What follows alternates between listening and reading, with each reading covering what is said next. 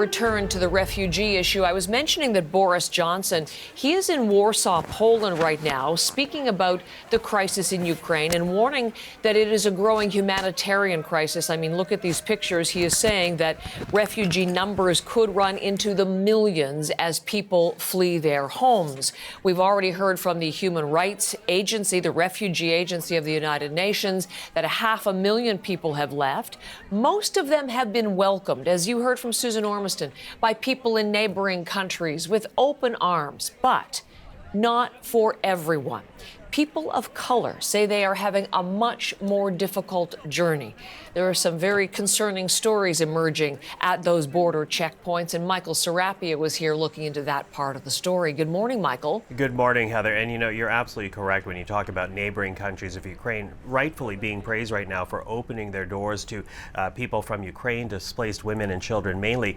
But these same countries are now being asked to explain why that warm welcome is not being felt by all, specifically displaced individuals who are Muslim or, as you said, people of color. Already we have heard stories of Nigerians, Indians, and Lebanese residents of Ukraine also fleeing the assaults, being pushed back from boarding trains to escape Kyiv, also getting stuck at borders. Incredibly concerning for individuals who do get to safety, worried about the additional barriers and the dangers faced by their friends and the people they know. Take a listen. Some of my friends are still there and I'm very worried. I text them to know how they're doing, if they have food or water, because right now the stores are closed. Yeah, so and the attacks are getting worse. Very, very worse. And hopefully they get out of Ukraine safe and no harm comes upon them.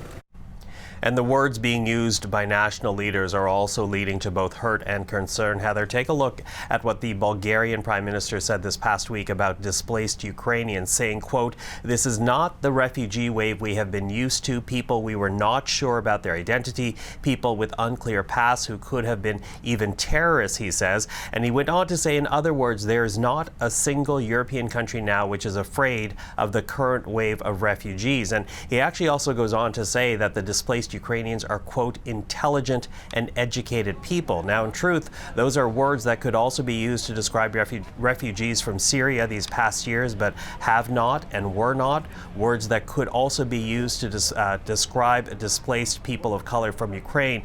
But instead, we are hearing these stories of additional obstacles as they too try to find some kind of safety, Heather.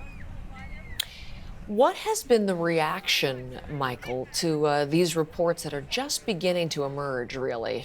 Yeah, absolutely. Just beginning, as you say. Well, I want to begin here with the African Union because they are taking issue with the stories they're now hearing. The African Union says the reports of Africans being singled out and receiving different treatment is, quote, shockingly racist and in breach of international law. But we also need to note that the Polish Prime Minister, well, he is pushing back, saying Poland has admitted some 125 nationalities from Ukraine. They include Ukrainians, Uzbeks, Nigerians, Indians, Moroccans, Pakistanis, Afghans, Belarusians, and Algerians, Heather. So there is some pushback to it. But again, these stories and certainly the videos are also now starting to emerge on social media.